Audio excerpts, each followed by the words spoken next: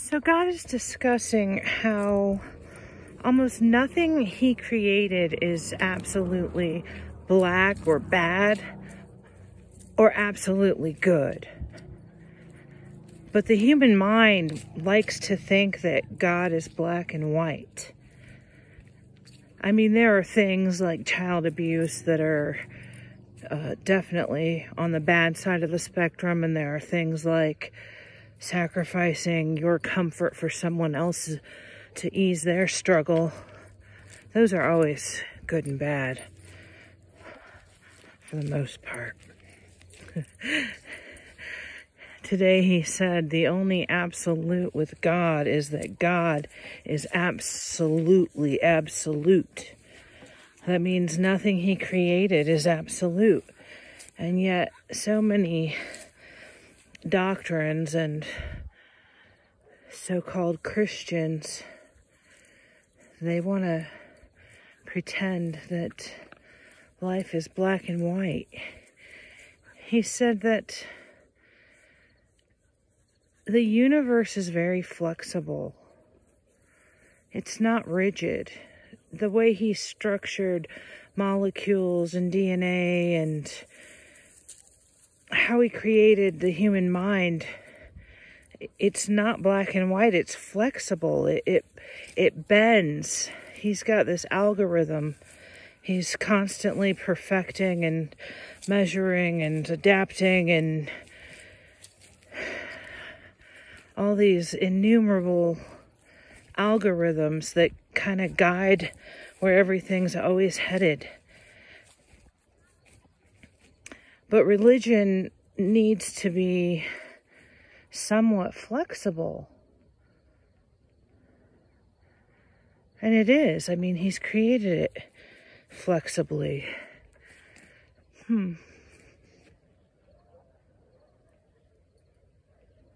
Someone's playing frisbee golf.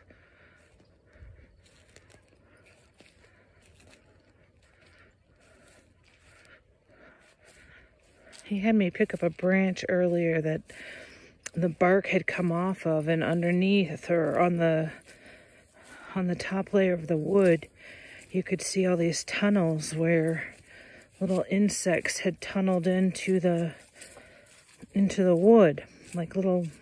They weren't termites because they were tiny, and they didn't appear to do the tree much damage, although this branch was broken off. But he said, even this is important to me because there has to be this push and pull between life and death and good and bad and survival. So those little bugs are doing their duty to the universe. The tree is doing its duty. And then he said that everything is planned on the molecular level. Nothing is unimportant to him. And yet, this earth, in and of itself, is somewhat of an illusion. It's not what we think it is. It's just the vehicle for him getting the job done. There's a big St. Bernard over there.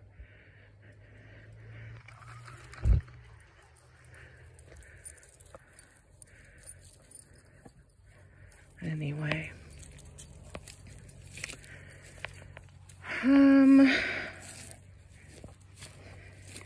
Today he was saying that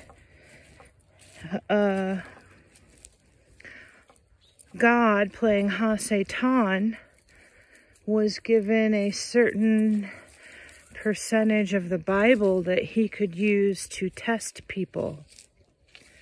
He's not the enemy. He's the friend. But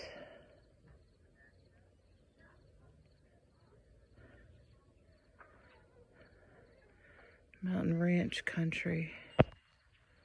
There's cattle over there.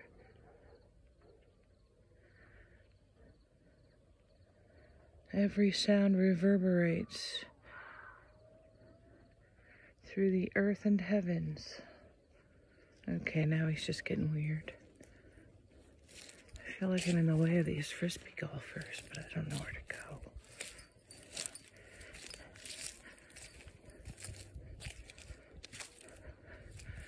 go. What beautiful weather.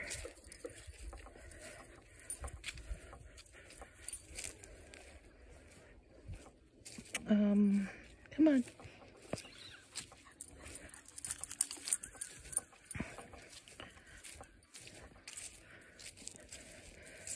Thinking if there's anything else I learned today. It was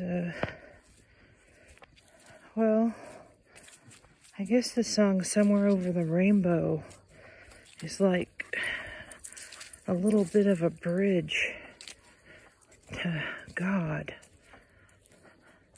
Like if you focus on it and see this rainbow and know that God's at the other end, you know you can get through the hardship in this life. Yeah, he talks a lot about rainbows. They're like a pretty big deal. Sometimes he talks about how there's colors we don't know about. That the rainbow we have is just one version of reality. And the colors our current eyes and brain can see are just one version of reality that he created. But those aren't the only colors that exist. I can't wait. Like, it'll be so exciting the first time we set eyes on a color that we didn't know existed. I can't imagine it.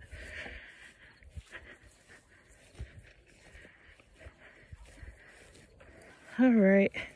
Well, that's today's daily walk. I hope you're all having a... Oh, okay. He said, I was about to say, I hope you're all having a somewhat blessed day, but the humans... Oh my gosh, I thought that was a snake. What is that? Dang. That scared me. Oh, I think it's just a branch. It's like a staff. A staff for my lyre. Ooh. My knees aren't what they used to be. Okay. So today when I was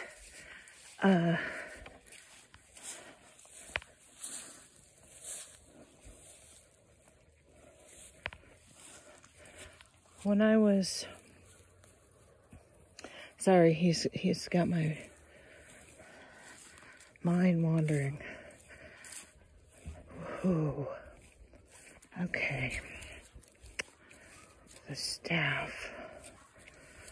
Oh, so he had me singing Somewhere Over the Rainbow, and I was seeing like the other side, and that's when I knew that to get to Oz or to get home, you have to be totally clear, and you get clear through suffering.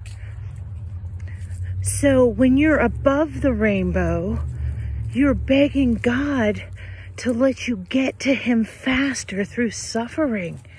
Heaven's apparently not easy to get into, like spiritually. Your soul has to be at a certain clarity level. I sound like a Scientologist. So people in, okay, so he wants me to say that. People in Scientology who don't feel that they belong there are actually some of his children who, to help them suffer, he put them in that community. And they're, oh. So you have some Scientologists whose souls congregated around L. Ron Hubbard. And then you have other Scientologists who God has given the opportunity to suffer, so that when this life's over, they're that much closer to the arms of God. This is true. This is true. I saw this so many times when I went to heaven, but today when I was singing Somewhere Over the Rainbow, and the other night he had my mom get the itch to clean out a box in her garage, and I found a picture of me in a tutu at my first dance recital, and my tutu was orange, and then I remembered I was orange in Somewhere Over the Rainbow. He laughed and laughed. Orange isn't my favorite color, but I like the tutu.